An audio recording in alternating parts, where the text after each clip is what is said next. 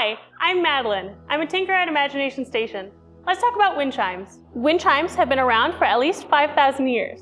They've been made with many different materials, including wood, shells, and even rocks. The first all man-made chimes are thought to be made in China out of bells around 1100 BC.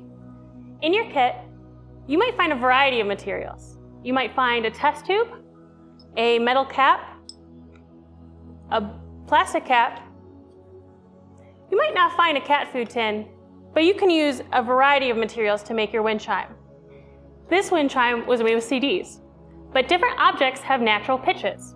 So a different material will cause a different pitch and a different sound.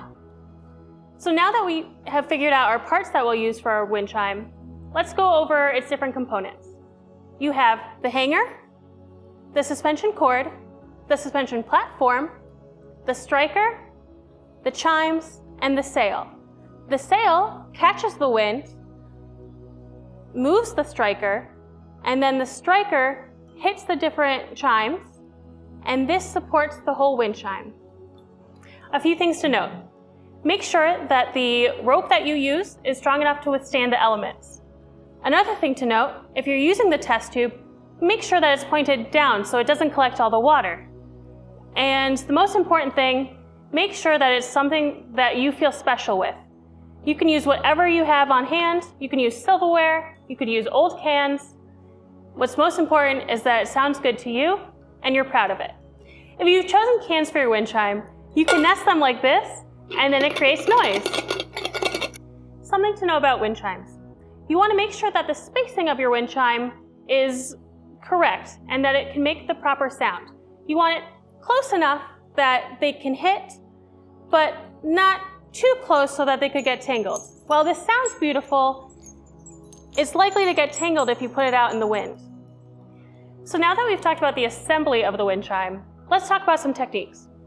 So, if you want to create a wind chime like the one that you saw with the bottle cap, first you'll need to poke a hole through it. To do that, we have an awl, which is a tool that has a sharp, pointy side, and we have a hammer. If you don't have an awl with you, you could use a nail and a hammer to poke a hole through it.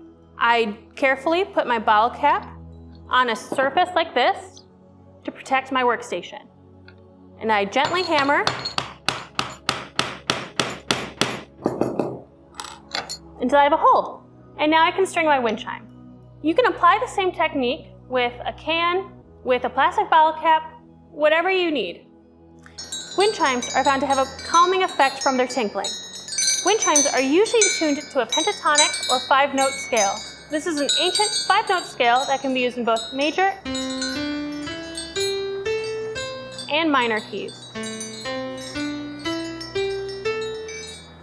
I hope you had fun creating your own wind chime today. For more opportunities and more activities, check out our website, imaginationstationtoledo.org.